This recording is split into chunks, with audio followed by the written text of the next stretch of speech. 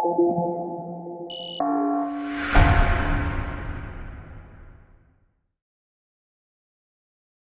So welcome everyone who's tuned in to listen to this particular episode. Right?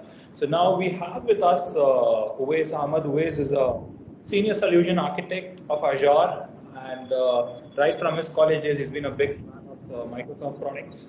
He used to take part in most of the Microsoft events and win a lot of stuff, a lot of products and stuff of Microsoft, and he's been a big fanboy of Microsoft.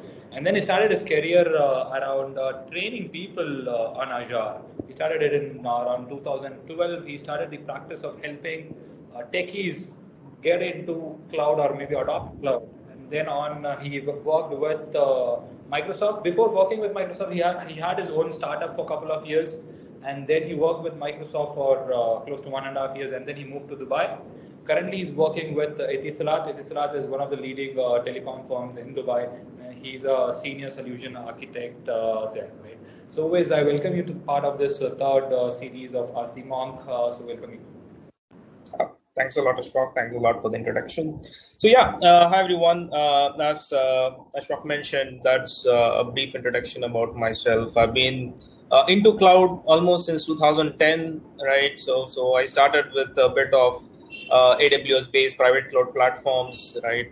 Something which was actually led by the government of India. If you have heard about CDAC, which is the Central Development of Advanced Computing. So back in around 2009-10, they had an initiative of driving cloud or introducing cloud. So that time when I was in college, that's when I got introduced into this whole world of cloud computing, right? And that led me to the full journey of cloud. And as Ashok mentioned, most of my career has been into Microsoft-based cloud technologies. So I started with building clouds rather than just using public cloud platforms like Azure. My career was started with private cloud platforms where we used to build clouds for telecom service providers. So maybe we'll talk about what does that mean in a bit of while, what is private cloud and public clouds and stuff. And then I moved into public cloud with a specialization in Azure, right? So, and then other SaaS products like Microsoft 365, ServiceNow, and a lot of the other different service SaaS products there. And now I work as a solutions architect in Etisalat, which is one of the major telecom organization in the Middle East. And we work closely with all the leading cloud service providers in the Middle East, which includes Azure, AWS, IBM, Oracle. Now recently Google Cloud is making an entry in the Middle East. So we work with almost all of the major cloud service providers back in the who are setting up shop in the Middle East currently, right? So yeah, so that's basically my role. So maybe I'll walk you through a little bit more in detail as I move along on what my role, what does a solution architect means and things like that. But maybe it would be great maybe if we could start with some of get the basics out, Ashfaq mentioned to talk to you about some of the different roles and things like that which you commonly come across when in terms of cloud, right? So cloud has always been it has always been just like most of the buzzwords in the industry, right? So I think cloud was almost in the peak maybe a few years back. Now most of the buzzwords currently are solutions which are building upon cloud, but still there's a lot of buzzwords and mystery around each of these cloud roles, because a lot of time it's just a generic title, cloud solutions architect or a cloud engineer or a cloud operations role, and the job definition sometimes might be completely different, right, based on the requirements of an organization, but the title might remain the same. So maybe we'll walk you through some of the common roles which I think I've come across, and then maybe we'll drill down into some of the niche roles which might come across in the industry. Yeah. Yes. So it's good to have you always here to demystify cloud as a stack, right? So to start with, can you help us understand how different is the normal infrastructure versus cloud, right? Because both are infrastructures. Even before cloud, there was infrastructure. People were using infrastructure. How different is cloud from your normal infrastructure? Yeah, perfect, right? So that's a very good place to start with, because for infrastructure people, right, people coming from what we call as infrastructure or IT pros who traditionally deal with data center technologies, right? So if you have come across traditional infrastructure roles, generally infrastructure you will define as something like compute, storage, and network, right? If you have heard about technologies like VMware, Hyper-V, which used to be virtualizations, a lot of maybe even still there's a lot of demand for VMware. That never dies, but obviously maybe 5 years back, VMware was one of the most leading infrastructure related solutions. Similarly, you'll have networking people who have experience in core networking, Cisco, Junipers, and very core networking, and still somebody who manages networks and things like that, as well as people who are storage administrators, right? You have storage admins, backup administrators, things like that. So this is what you call as a typical infra profile, right? So people who are managing the infrastructure of a data center, infrastructure of an organization, so which are categorically compute, storage, and network. So historically, this kind of a profile, when you talk about infra profile, they manage the infrastructure in their own organizations, correct? So when I'm running a company, typically I used to manage my own infrastructure, right? So I used to purchase servers, I used to purchase storage, I used to go ahead and configure all these networks. So I need a huge workforce of people going ahead and managing that infrastructure. So when cloud started, right, when AWS started with this whole cloud phenomenon, right? So the first service, right, we'll talk a little bit more on the different types of services available in the cloud. The adoption of cloud was driven by something called as infrastructure as a service, right? So that was the first step in cloud. That was the easy step in cloud. Anybody who was looking at cloud, one of the first steps which people thought about of moving to the cloud was their infrastructure, right? So just like for the people coming from an infra background, when they are talking about managing compute, right? So generally when they're talking about compute, it's managing servers, right? So if you will have people who are in part of Windows Server profiles, Windows Server admins, you call it Wintel administrators. Generally a lot of organizations used to have these Wintel teams, right? Windows and Intel, who are managing the Windows environments in these organizations. You will have Windows administrators, you will have Linux admins who are taking care of the operating system from a Linux perspective, and then you'll have a lot of different infrastructure profiles over there, right? So when organizations started moving to the cloud, when you talk about infrastructure as a service, right? So this became a natural evolution point for infra people to start adopting cloud. One of the first things, it was very easy for them to understand infrastructure as a service, because what is infrastructure as a service? You go ahead and if you're running, instead of, let's say if you're talking about a server, I hope everybody knows what is a server, right? And you're talking about any Windows Server operating system or Linux operating system. Instead of running in your own data center, in your own hardware, you're running in somebody else's hardware. That's all cloud is. I'm purely talking about from a basic infrastructure service perspective, right?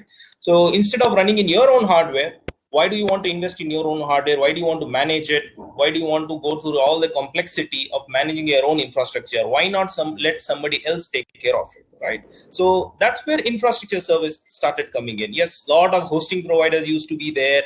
A lot of the infrastructure service is not new. But what cloud brought in is this whole layer of self-service management and automation, right? So previously, if you wanted a server, you have to call somebody and they'll provision it. They'll take 1 month, maybe not 1 month, maybe a week or two to go ahead and provision that infrastructure for you. But today, if you go to AWS or Azure, if you need a server, you just sign up, click, you are done. You have your servers ready in a matter of few minutes. But still, you need somebody to manage that environment. Imagine a company running 1,000 Windows servers on a cloud platform, either AWS or Azure, doesn't matter, right? You still need somebody to manage it, right? When you're talking about infrastructure service, Azure or AWS, when you see about their roles and responsibilities, what does an infrastructure service provider manage? They'll manage till the hardware and the virtualization layer. But above that, who's going to take care of patching these operating systems? Who's going to take care of the security of these machines? Who's going to take care of monitoring these machines? Who's going to take care of backing up these machines? What happens in terms of disaster recovery? So you still need the traditional infrastructure folks, right? So traditional infrastructure people who have been doing this day in and day out for the last 20 years, right? Who have the understanding of compute, who have the understanding of networks, who have the understanding of storage. You still need them to manage the cloud infrastructure as well, because yes, a lot of the complexities will be taken care of by the cloud service provider. You don't need to go into the data center. You don't need to take care of the hardware failures. You don't need to take care of a lot of the backend networking stuff. The cloud providers simplify that in terms of what you call a software-defined networking or software-defined data center. They simplify that. Yes, obviously, right? But still, you need IT administrators, you need cloud engineers, you need infrastructure people to go ahead and manage those networks, manage those compute, manage the storage, manage those backups on the cloud. It's an easy job for them. They don't have to have complexities like on-premise. but still they need to have that management experience, and that helps them on the cloud as well. So generally, if you see, that's a natural evolution. If you have infra folks, if you have infra background, if you have an infrastructure service role coming in, then yes, you will have infrastructure people at the first line there taking up those jobs as well. Okay, so here I have a question in terms of you were talking about, let's say, the infrastructure as a service when it came in. Your provider, let's say Azure or AWS, takes care of certain stack of infrastructure, right? Let's say hardware and Yes. network. Can you just simplify us very quickly telling which are the 2-3 layers which the provider takes care, right? And which are the layers which the one who is buying that service has to take care? So can you just simplify just pretty quickly? Yeah, very simple, right? So, so as I mentioned earlier, right, if I want to set up my own data center, what do I need? I need data center space first, right? So imagine if I want to start, a website which I'm expecting to hit, maybe 100,000 users, right? So I need sufficient amount of maybe 50 servers or 100 servers to do that, right? So I need space first of all, right? I need a data center space where I can host that. So then I need power for that, right? I need to provide electricity, I need to provide cooling, I need to provide the basic data center services, right? So that's the bare minimum, right? Then I need the physical hardware. So I need to purchase the physical servers, I need to purchase the storage, I need to purchase the networking devices, the hardware networking devices, the Cisco routers and switches, or whatever manufacturer it is. All these hardware you need to have, and then you need to go and configure it, set it up, manage it, all this underlying hardware. Then comes things like virtualization. Most common thing is VMware, then you have Hyper-V, you have open source hypervisors. So you need virtualization administrators managing that virtualization platform. All of this complexity is taken care of by the cloud service provider. You don't need to you don't need a data center, don't need to purchase your own hardware, you don't need to configure your own network devices and switches and routers, right? Till the virtualization layer, right? Compute, storage, network virtualization is taken care of by the service provider from the operating system level, right? You have a Windows server or a Linux server, right? So from that level, the customer has to take care of it. The IT administrators have to take care of it. So anything you install inside, you install an application, you install a MySQL database, you install a SQL server, you install something inside as an application, it's your responsibility. The security of that, the backup of that, the management of that, right? The application stack. So all this will be your responsibility as an IT administrator. So that's what infrastructure as a service means. Thus, the service provider provides you the infrastructure as a service. Anything on top of that from the operating system level is the IT administrator's responsibility. Okay, awesome. Cool. Now talking about cloud, what is these terminologies? You did help us understand infrastructure and IaaS, which is basically cloud. Now getting further into cloud, what are these terminologies like private cloud, public cloud, hybrid cloud? What are these technical jargons? Yeah, so generally by default, whenever somebody is talking about cloud, they're talking about public cloud, right? That's the default, right? If they're not specifying anything specifically, when somebody is talking about a cloud role, they're talking about public cloud by default. Whether it may be a SaaS product, right? I'll talk about SaaS products and things like that in a while. Whether it might be a SaaS product or a platform as a service solution or infrastructure as a service solution, whenever somebody is talking about cloud, de facto assumption is, it's good to have that assumption. There's nothing wrong to have the assumption that they're talking about a public cloud service, right? A public cloud service is something which is open to everybody, right? Anybody can sign up for that service. The data center, the hosting and everything is managed by the cloud service provider itself. I don't have to host anything in my own environment. I just connect to that service. Like simple example, if you're talking about infrastructure service, it's all the major service providers: Azure, AWS, Google Cloud, IBM Cloud, Oracle Cloud. All these are infrastructure service providers, as well as platforms as a service. We'll talk about in detail a little bit what this platform as a service. And then you have software as a service, which is your Office 365, your Google apps, all your emails which you use these days are all part of a software service. If you've heard of things like ServiceNow, which is fast becoming a cloud-based ITSM tool, a lot of the different Dropbox, your OneDrives, your Google Drives, all of these are SaaS products, right? So all these are public cloud products because it is managed by somebody else, some other cloud service providers. You don't know where most of the time, you just access it as a cloud service, right? But when it comes to, let's say, regulated industries, right? Let's say something like, I don't know, Reserve Bank of India, right? Reserve Bank of India is a very regulated organization, right? So they, as a regulated or any secret military, your CIAs and things like that. So these are all regulated industries, and they cannot, they are not allowed by the government regulations to go out and host their data into a public cloud service provider, because in public cloud, the environment is shared. Anybody can come and host it in a cloud service, in a public cloud platform, even though you have all the security measures taken care by the public cloud service provider. Obviously, for very strict regulated industries like core banking solutions and core intelligence agencies and military agencies, they're not comfortable enough to go out and store it in a public cloud. So that's why they build their own cloud platforms, right? So you have, that's what you call as a private cloud. So in their own data centers, for example, VMware has a very large private cloud platform. So they purchase their own hardware, they purchase their own data centers and everything, and they build something called as a software-based cloud layer, right? So when you talk about cloud, what do you need? The most important thing in cloud is automation. That's one of the main difference between a traditional data center provider and a cloud, is automation. When I want a virtual machine or a server or anything, I go to like a browser, I click, within 5 seconds, it should be ready for me. I don't need somebody else behind the scenes sitting there doing some manual deployment, manual task, right? So all this automation is what you get in a public cloud. You get all those features and you put that in your own data center, that becomes a private cloud, right? So nowadays, what is happening is most of the large organizations, right, they don't go completely to the public cloud, nor do they remain completely in a private cloud. They go for something called a hybrid model. So whatever applications can move to the public cloud, they move to the public cloud. And let's say they have some, I don't know, sensitive, very critical sensitive data. They are not allowed to move that data to the cloud. They'll still run it in their own data center, and they'll establish a connection between each other. That becomes a hybrid cloud, right? So you have some services running on the public cloud, you have some services running in your own cloud, in your own data center, and you connect both of them together, right? So that becomes a hybrid cloud.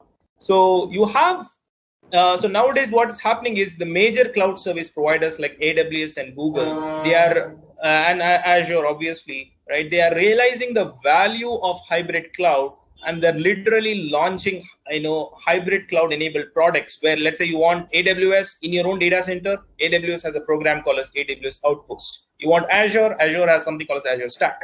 If you take Google has something called as Anthos. What you can do, you can take these services and you can actually put them in your own data center. So the interface, so let's say you hired somebody who is AWS certified, right? He doesn't know VMware or anything, but you still want something in your own data center running. So AWS provides like a hardware which will run AWS software on top. So for the AWS certified engineer, the interface, the website, the command which will run and everything will look the same, but the virtual machine will actually be running in their own data center. So all these big cloud service providers are actually launching hybrid cloud products these days, right? So now they have technical terms like edge computing and all this, right? So a lot of buzzwords around this in space, where customers want something close within their own data centers as well as leverage public cloud. So combine everything together and you have one integrated solution. That is basically your hybrid cloud platforms these days. Okay, awesome. Owais, can you help us decode some common roles within cloud? What are the different you have different roles like cloud engineer, cloud developer? It's a lot of roles, right? Yes, right. Yeah, right. Perfect. So see, one of the most common. So I will talk about the most common ones first, right? So the most common one is from an infrastructure perspective, right? So when you talk about adoption of cloud, the maximum adoption or the easiest adoption you will find in most of the large organizations is moving to infrastructure service, right? For example, I'm working in a project where they have around almost 20,000 servers. They're talking about migrating 20,000 servers to the cloud currently, right? So you need normal infrastructure folks, right, to go out and get them certified on a cloud platform, either AWS or Azure, right, who know to manage infrastructure on a cloud. So these are all your cloud engineers usually, right? So even in cloud engineers, you might have some other roles. We'll talk about like DevOps and PaaS services. I'll come to that. But generally, when you talk about cloud infrastructure engineers, these are all people who come from an infra background. They understand networks deeply, right? Once you understand on-premise network, normal terminologies like VPNs and MPLS networks and SD-WANs and things like that, some basic networking, some basic compute and some basic storage, right? So once you have understanding of normal data center infrastructure concepts, it's very easy for them to transition to the cloud, right? So you have the most common role you'll find is an infra engineer, right? So cloud infrastructure engineers, right, who are supposed to manage a Windows-based or a Linux-based cloud-based environment. So you will have your cloud engineers as such. And then this is easy, to be honest, right? Defining an infrastructure profile is easy because you don't have a lot of complexity in infrastructure, right? So you have a set of defined technologies and solution when it comes to infrastructure. The complexity arises when you talk about cloud developers, right? When you talk about platform as a service, because that's huge, right? That's you will not find one cloud developer who knows everything, right? Because when you talk about cloud solutions like AWS or Azure, you will have a lot of the services which are catered towards developers, right? So everybody might have a specific focus area. They might know, let's say Azure might have 30 to 40 PaaS services which are geared toward developers. A normal PaaS developer, depends upon his experience, he might know 10 of them. Nobody will have 100% expertise. Yes, people might claim, but I doubt that they will have full-fledged expertise, depth-wise expertise in all these solutions. So that's where, when it comes to the cloud developer profile or cloud PaaS profile, mostly you will have some common areas, right? For example, nowadays, if you're talking about cloud developers, the most common requirement is the understanding of containers and Kubernetes, right? That's becoming a de facto these days. Anybody who's deploying as a development platform on cloud, the adoption of Kubernetes, whether it's AKS or EKS or GKS, which are all managed Kubernetes services coming in from these cloud service providers, is becoming very common these days, right? So knowledge or understanding of Kubernetes and microservices platforms is becoming very common these days. Understanding of DevOps for cloud developers, right? So even though DevOps is huge, but when you're talking about cloud developers, right, they need to understand DevOps, right? Nobody is deploying as a developer, right? When you're leveraging cloud, nobody's just doing and deploying as is, right? So you will have a proper process and a methodology to do CI/CD pipelines and things like that. So you need to have a proper DevOps mechanism, right? So even though you might not be a DevOps engineer per se, but as a developer, you need to have knowledge of DevOps, how to go out and use DevOps to push to the cloud, right? So apart from that, every cloud service might have certain PaaS services. For example, if you take Azure will have terminologies called as Azure Web Apps, Azure Kubernetes services, Azure Batch services, Azure Functions, Azure Logic Apps. Same thing if you take AWS has their own services, AWS Lambda, AWS storage, S3 storage, whatever is the AWS related service. Same thing, Google Cloud will have their own services. So when you're talking about a cloud developer, it's about using cloud native development, integrating with the services provided by a cloud platform. So that's where cloud developer is varied, right? It is not a specific role or okay, it's 5-7 things, you can just check boxes. You have to check the requirements. Which cloud platform does the customer prefer? What is the role job description specifying?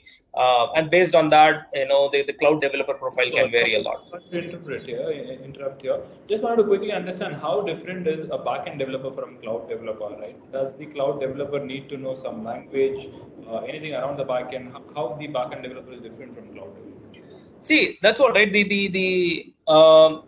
If I say the boundaries are very blurring these days, right? So if you are a backend developer and the service, the organization or the product team has decided to go ahead and start building the product on cloud, then you need to use the term cloud native development, right? So you integrate natively with the native services provided with the cloud platform, right? So generally speaking, these are all web APIs. Right, so somebody who's very strong in interacting with APIs, right? When you're talking about PaaS cloud, it's all APIs, right? So there's some API, you need to know how to interact with those APIs, right? So when you are a backend developer, suddenly your team said, okay, we want to leverage, let's say, the storage in the cloud. We want to go and put and push the data into a cloud-based storage. So you need to just understand how to programmatically access the storage, store data, and retrieve data into the storage, right? So generally, moving forward, what you'll see is right, lot of the backend developers, right, going ahead and start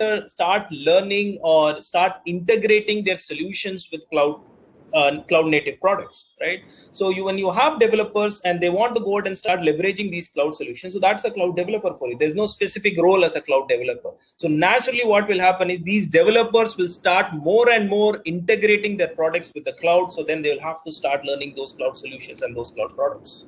So you mean to say it's all about if a backend guy is very good and has a good understanding of different PaaS services provided by a specific cloud provider, then he is potentially a cloud developer. That's what you're trying to say? Absolutely, right. So he doesn't have you know, as I mentioned, right. So when you have when you're developing, I'm developing an application, right? Where is you know, and I want to go ahead and develop it in a serverless fashion, right? So in a sense, if I take an example, I have a website, let's say a small, let's say something like an e-commerce website. So I want to ensure that as soon as somebody clicks on a purchase button, right, I have certain set of events happening, right? So it has to go to a payment gateway, it has to offer them certain discounts if possible and things like that, right? So maybe now if I'm developing without, I can do it with pure code itself. But what happens is these cloud native services like AWS and Azure, they provide their own platforms which might provide a lot of, and which might make the task of a developer very easy, right? For example, people talk a lot about artificial intelligence, right? So now, for example, if I'm building a product, right, I want to go out and add some intelligence to my product, right? Some kind of an intelligence to my product. So now I don't have to hire an AI or a data scientist to go out and create those algorithms for me. So a cloud provider like AWS or Azure has everything, has the API. So I just have to call that API within my application and then go ahead and get the results from that API and use it within my application. Now, just by doing that, have I become an AI developer? No, right? I don't even know what's happening. I don't know what algorithm is Azure or AWS using, what ML algorithm Azure or AWS using. I don't know. I don't care. I'm a developer. I need some intelligence in my product. The cloud service provider is providing me an API to use that. I just use that API, understand that requirement, and then integrate that with my application. I don't even know what's happening behind the scenes, right? So this is how more and more what you'll see is developers going ahead and starting leveraging solutions and services from cloud providers to make their development, make their process more and more simple and easy. Awesome. So I think this is what PaaS is all about. Right? PaaS is all about building platform. That's where I think there's a good between AWS and Azure about building a lot of PaaS solution. You have, as you mentioned, the artificial intelligence. You don't need to hire a data scientist. You can just plug and play a PaaS platform provided by maybe Azure or AWS, or maybe you can, let's say, for example, instead of writing searches, you can leverage Elasticsearch, which is Exactly. this feature. So instead of you as a developer going coding and building it and managing it, right? So what you do is you just leverage the solutions which is already there, the platforms which are already there, and plug and play. As you mentioned, these are just APIs. You just go about plugging and playing the APIs, right? So okay, cool. So cloud developer, in the sense, can be a backend guy who plays a lot with the PaaS solutions. That's what you're trying to say. Absolutely, right. So it's all, as I mentioned, it's all APIs. The job of the developers these days is to more and more start integrating with the cloud platforms, right? For example, nowadays everything is moving into things like microservices. So most of the development is moving into Kubernetes. Kubernetes is seeing a huge adoption these days, right? Where developers are getting more and more exposed in terms of how to design and code their application in terms of microservices, right? So you have, as a developer, right, you don't have a choice these days. You have to know and start integrating, right, your code, your applications more and more with cloud native services, because otherwise, see, if it's possible to code everything, you can code everything from scratch. You hire data scientists, you hire specializations, you can build your own stacks, right? Nobody is stopping you, right? So if you go to, as I mentioned, regulated industries, if you go to regulated Reserve Bank of India or some intelligence agencies, they might not be comfortable using somebody else's APIs. They might build everything from scratch, but not everybody works in a regulated industry, right? So the more and more developers will start seeing the ease of using platform as a service. The platform as a service makes your job easy. You don't have to have the headache of managing it, scaling it, right? You can have today 1,000 hits, tomorrow you can have 1 million hits. If you're using a PaaS service, automatically the service scales. If you write your own code, your code might not be able to withstand that scalability of moving from 1 million or 1,000 hits to 1 million hits. But if you're using a PaaS service, the PaaS service is designed to handle scale, right? So those are the advantage of using PaaS services. And as I mentioned, PaaS services is a generic term. There's a huge number of PaaS services and PaaS platforms. For example, I was recently working in for a project for a media organization, right? So generally we are not exposed to media companies, right? So imagine something like Netflix or Z Media or Hotstar. Imagine the amount of processing they do, right? The media processing, subtitling, transcribing, encoding. A lot of process are there. So again, all this you can do manually. You can code it and run your own automation and scripts. But you have AWS and Azure providing you platforms, right? You just send the video, automatically AWS or Azure will do the subtitling for the video. They'll use AI, do the subtitles for the video, right? You'll find in Teams and a lot of these softwares, you have subtitles coming in these days automatically. So, right? So again, you don't have to do this, right? You have your video, you have your media developers, push that in media into the cloud, let the PaaS platform do its magic and you get the results. This is what PaaS does. So more and more applications will start, leveraging these kind of PaaS services moving forward. Awesome. You spoke about Kubernetes, right? And you said a lot of adoption around Kubernetes. Can you help us understand what exactly is Kubernetes and what are the other alternatives that are available other than Kubernetes? Yeah. So again, this is a big topic in itself. So this again has is not related purely to cloud in itself, right? Kubernetes is a platform where customers run Kubernetes in their own data centers and everywhere, right? So it's more about an abstraction layer, right? So one of the major concerns which a lot of enterprise organizations have is with using PaaS services, especially PaaS services in AWS or Azure, is the stickiness of cloud. Right. So that means today, let's say I chose Azure as a platform and I started integrating my code, my applications and everything with Azure, right, as a PaaS service. Tomorrow, let's say I don't like Azure. Coming out of Azure, when I tightly integrate with cloud native services is very difficult. I have to do a lot of recoding in my application to get out of Azure, right? So that's why cloud service providers love PaaS. Right? They want you to be tightly integrated so that you don't go away easily, right? So that's where vendor agnostic solutions like Kubernetes comes in, right? So what is Kubernetes? If you have heard about this whole concept of containers, right? So maybe back in 2014, 15, right? People started leveraging containers as a platform, right? So if you're aware of virtualization, people used to run on one server in olden days, maybe 20, 30 years back. If I want to run one application, I'll buy one hardware, one server, and I'll run one application on one server, right? So that's it, right? One application per server. Then came the era of virtualization, driven by VMware, where you will have on one hardware, you will create something called as virtual machines. So you can run multiple VMs on the same hardware, right? So containers is taking it to the next level. So it's on one operating system itself, right? You're running multiple small containers. So containers are lightweight encapsulated code, right? So a container, you have seen shipping containers, right? A shipping container has everything inside. You just take it. It's very modular, right? You can easily transport it around, right? So you'll have on a ship, put it on a ship, take it on a truck or a lorry, and then ship it somewhere again, put it on a cargo aeroplane. A container is, in normal logistics, a container is very easy to ship around. So same concept applies in today's world. So you have a container which has everything inside it. Right? It's independent. It can run. You have the dependencies, you have the application code, you have the web servers or the database, everything inside a container. You can take the container, you can run it anywhere where you want. Today you're coding in your laptop. Okay, fine. You finish your development. You have the container. You take that container, put it on the cloud. It will run without any issues, right? So when people started doing this, this whole concept of microservices. Add, right? There's little.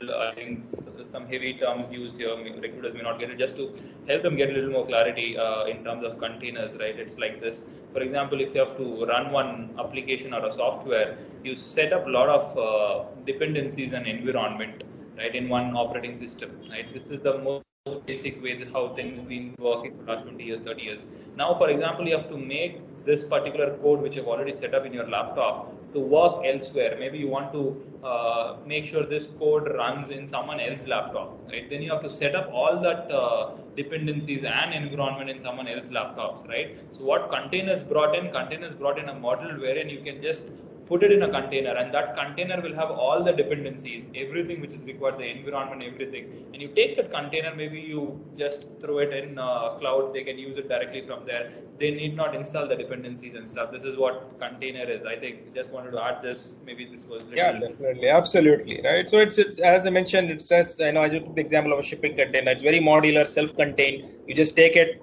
very easily, push it around anywhere wherever you want, right? It will run without any issues, right?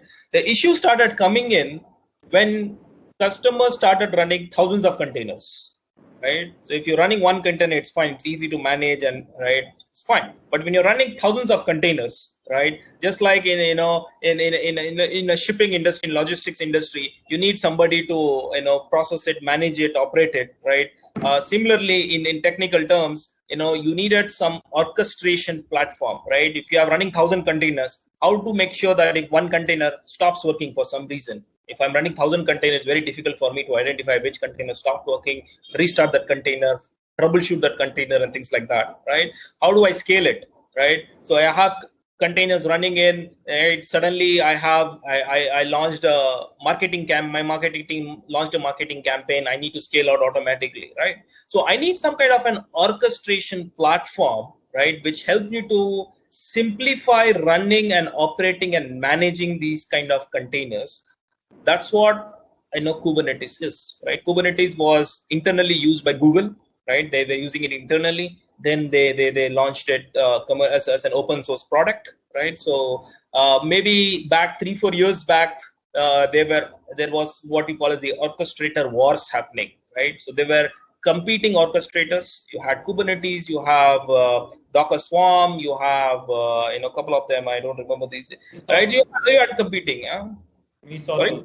Yeah, Mesosphere was there. DCOS was there. Lot of competing, orchestrator platforms were there. But Kubernetes emerged as the winner, right? Nobody talks about the other platforms these days, right? Kubernetes is the single, most used container orchestrator platform, right?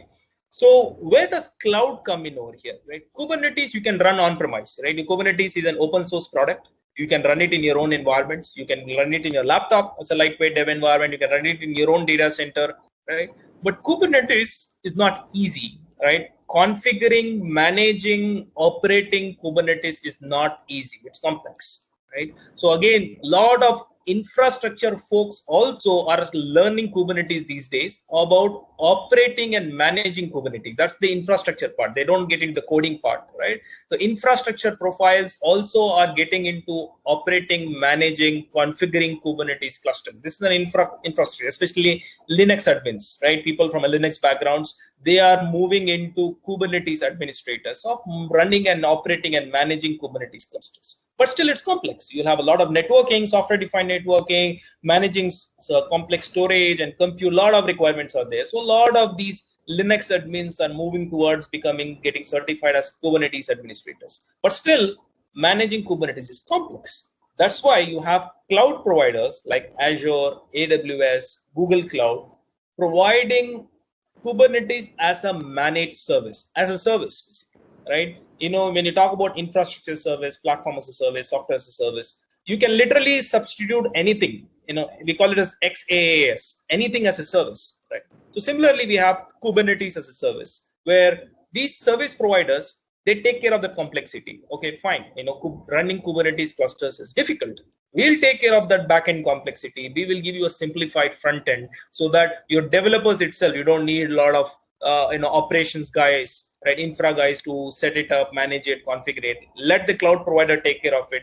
The developers it becomes easy, right? So you have a Kubernetes cluster running on cloud. You have a Kubernetes cluster running in your data center. It's very easy. You have same containers, you throw it over there, you bring it back over here. So what happens is there's no more stickiness. You are running on AWS today. You don't like AWS. You take all your containers and move it into Azure. You don't like Azure tomorrow. Take everything, come back to your on-premise data center, right? So there's no more stickiness when you leverage things like Kubernetes because it's a vendor-agnostic platform, right? So in Kubernetes as well, you will have different roles. As I mentioned, you'll have an infrastructure guys who know to operate, monitor, and manage Kubernetes, right? That's an infra profile. And then you'll have a developer profile. So generally leveraging DevOps and things like that, designing microservices applications and going and coding those applications in those terms and deploying it into a Kubernetes platform. That's where the developers come in. We'll have a Kubernetes developers as well, or developers who know Kubernetes to go out and manage and deploy it in a Kubernetes platform. Okay, so this is the exact question which I was about to bring in terms of developers and the infrastructure folks, right? We talk about Kubernetes. What differentiates? What do developers deal with? Can you detail a little more? You just touched upon Kubernetes being used by developers and our infrastructure people, right? What part does the developer do? What is his role? What is the role of infrastructure guy when it comes to Kubernetes or even Microsoft? Right. Yes, right. So again, just like anything in IT, right? The infrastructure people, they take care of the underlying infrastructure, right? So they take care of the underlying server configuration, network configuration, storage configuration, compute configuration. Okay, what is the size of this environment? Monitoring it in case if it's going down, there is any hardware issues and things like that. Managing and monitoring the infrastructure is typically done by the infrastructure people, right? Anything which is running inside, they don't know, right? Infrastructure people, if you have a software running or an application code running, forget Kubernetes. In a general server, an application server, an infrastructure guy will not know what is that application, what code it is, what is the code configuration required. He will not know. He will know his infrastructure configuration, what is the security configuration, what is the storage configuration, how this is getting backed up, what is the network connectivity, what is the SSL certificates required. All this might be the infrastructure guys taking care of it. Similarly, in Kubernetes as well, especially when you're running Kubernetes on-premise, when you're running your own Kubernetes cluster. So obviously you need hardcore infrastructure guys who knows proper storage, proper networking. Networking is complex when it comes to Kubernetes. Things like load balancers, security, how is being backed up, disaster recovery, right? So all these traditional infrastructure backend component, maintaining and managing a Kubernetes cluster is a Kubernetes infrastructure role. How to go ahead and develop applications, right, which leverage microservices, right? So previously you had monolith, right? You will have what you call as a front-end web server, middleware, integrated application server, and a back-end database server. That's it, right? You had a 3-tier model, right? Nowadays, everything, those front-end and application servers are getting broken down into a lot of different services. Okay, how many services do I need? How many containers do I need? Okay, how do these services talk to each other, right? So the messaging infrastructure, how do these services talk to each other? All these things the developers will take care of it, right? So the developers, they don't know what is the configuration, what is the networking, what type of networking is being configured, how the storage is being attached, right? Whether it is coming from a SAN or a direct letter, he doesn't know, he doesn't care, right? So the developer will develop his applications, develop his application codes, they create those container platforms, use DevOps, push it into a Kubernetes engine, right? A Kubernetes cluster. Maybe he'll do certain level of monitoring via DevOps, using certain monitoring tools. You have Prometheus and Grafana and things like that, which again integrate into your code itself. So from a developer perspective, he doesn't care about the underlying infrastructure, right? He just purely cares about his application code and how does it gets deployed. That's where cloud-based Kubernetes comes in. In cloud-based Kubernetes, mostly you don't need infra guys. That complexity is managed by the cloud provider, right? So when you're talking about cloud-based Kubernetes clusters, mostly developers themselves handle it. You don't need proper infrastructure guys running and all. Yes, in a very large complex environments, the roles might be segregated, right? So you'll have, even in cloud, you might have role segregation happening. The infra guys are taking care of security, load balancers, networking, and things like that. But generally speaking, cloud takes away a lot of complexity, and developers themselves are managing Kubernetes on cloud because it makes it simple for them to manage. So that is also kind of a PaaS service. Yes, absolutely. It's anything as a service, right? So all of this, apart from infrastructure, anything which is coming from the cloud service provider is platform as a service. You have storage as a service, you have database as a service, you have network as a service, load balance as a service, security as a service, anything as a service, right? As long as the most important difference is virtual machines. Are you managing your own VMs? Are you managing the applications and the servers and things like that? That is infrastructure. If no, if the backend is being taken care of by the service provider, it's a platform as a service. Platform as a service can be anything, it depends upon the requirements. Awesome, awesome. Okay, just moving on. You were talking about DevOps, right? How different is the role of a DevOps guy from that of a cloud architect? Can a DevOps guy become a cloud architect and vice versa? See, cloud architects I'll come to cloud architect in a while. Cloud architect is a big role in itself, right? There are different types of cloud architects, right? But when you're talking about DevOps itself, right? So you'll have, you'll have DevOps engineers, right? So DevOps engineers, their whole job is to set up the DevOps platforms, whether it's Jenkins, whether it's Azure DevOps, or whatever DevOps product is being used.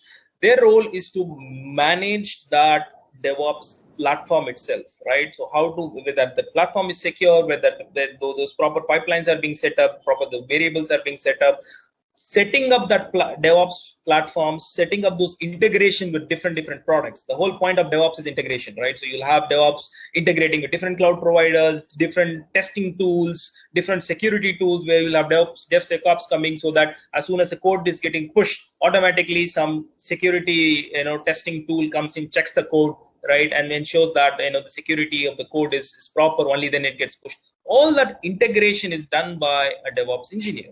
Then you will have a developer who knows how to leverage or integrate or use DevOps, right? He might not be a DevOps engineer itself, a cloud developer, right? He might tell the DevOps engineer, okay, I need integration with Azure. So the DevOps engineer will set up that integration with Azure or set up integration with Kubernetes. As a cloud developer, then I will just use DevOps, right? I understand DevOps. I know how to push code. What is the CI/CD pipeline? What is the process? What is the testing going to happen? I know that. I'm aware of it. So I will leverage that, right? So you'll have a DevOps engineer whose sole purpose is to manage a DevOps platform, and developers who the requirement is they need to know how to use DevOps, right? That's the difference, right? Somebody who will completely monitor, manage, and the whole job profile is DevOps, right? That's what they do. And then you'll have developers who need to know, at least they're not full in depth, but they need to know at least, okay, how to integrate my code with DevOps, how the DevOps pipelines are going to work, how the deployment is going to happen. I need to be aware of the CI/CD pipeline. I don't have to set it up themselves. I don't have to configure it themselves. I just need to know how to use it, right? That's a normal cloud developer profile, right? So that's the difference between a DevOps engineer and a developer who knows how to use DevOps, right? So generally, if you see Kubernetes or cloud platform developers or cloud developers job descriptions, you will always have the DevOps mentioned there. So they need to know how to use DevOps. If you are using cloud, you are a cloud platform guy, right? You are a cloud developer. You need to know how to use DevOps. You might not set it up completely. You might not set it up, the whole platform, but you need to have knowledge on how to use DevOps. That's a primary requirement these days. Okay, awesome. Okay, so moving to last few questions, right? So one of the crucial questions is, can you help us differentiate different cloud roles, like in terms of cloud architect, right? You have solution architect, right? You have other architect roles, so very senior roles. Can you help us differentiate or take us through on those roles? Yes. Yeah. So again, just like what's an architect primarily, right? In IT, general term, what's an architect, right? An architect is somebody who has very deep experience, right? Either on their domain, right? They are with domain experts, domain architects, where they understand, let's say, for banking architect or banking domain architect, they understand the whole banking ecosystem, right? They are experts in the domain, and they help define the strategy, define the roadmap of the product, define what are the different integrations of the product it is, right? And then you will have application architects who are masters in their applications, who have depth in their applications, who have expertise, very in-depth expertise in these applications, and they help design, help. They are involved from the design phase itself and help to go out and design, develop, and deliver and operate and manage the product. So generally, these are what we call as architects. Architects are nothing but experts in their own domains, right? And they help, in different stages of a product. Same thing in a cloud platform, right? A cloud solutions architect again is not one role which fits all requirements, right?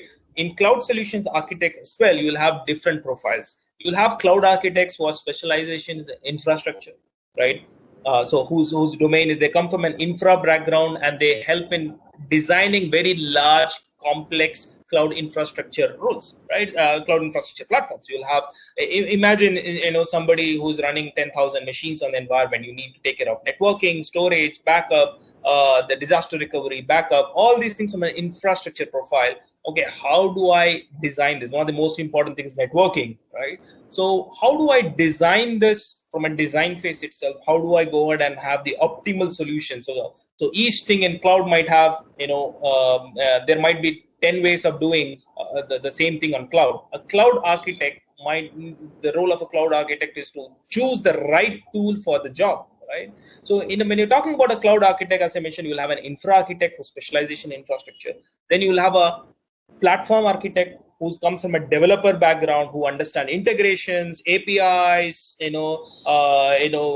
understanding cloud architecture patterns, software development patterns which are related to cloud. So cloud has, just like in software architecture, developers who, software architects, they have patterns. You have waterfall patterns, scrum patterns. A lot of these different development patterns are there. Same thing, cloud also has different architecture patterns when it comes to architects. So a cloud architect, a platform architect will have a full breadth of knowledge on the different platform services available in the cloud. So when I'm sitting, okay, there is a requirement coming in, okay, we need to create this application in the cloud. So all these different architects come in together. So they will go ahead and demarcate their roles and responsibility. The infra guy will take care of designing the infrastructure. A platform guy will take care of, okay, how do I design this? Whether are we going to go to Kubernetes, or are we going to leverage cloud native services? What exactly are we going to do? That's the responsibility of a cloud platform architect or an apps architect.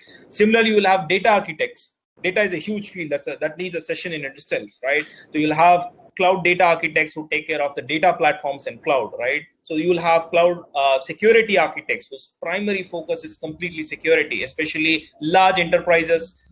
You'll see a lot of news articles on data leakage in cloud, right? Somebody left an S3 bucket open, millions of records being exposed, right? So security in cloud is a huge requirement. So you'll have cloud security architects coming in who are managing the cloud platforms in itself. So these are all domain experts, technology experts coming in with their own specific area of expertise and going in and helping in designing and driving these solutions of these products, right? So similarly, one of the most common things is, what's a solution architect and what's a tech architect, right? The solution architect will have, it's like horizontal versus vertical. Solution architect will have breadth, right? He will know how to integrate what are the different components required in a solution, right? Okay, I need storage, I need a search engine, I need the AI component will come in here, a chatbot will come in over there, I need a data analytics platform coming in over here. He will have a horizontal, a breadth-wise knowledge. He will design the overall solution of the product. And a tech architect will have depth. So usually you will have one or two solution architects working on a project. You'll have multiple tech architects working underneath him. So tech architect will have the technology specific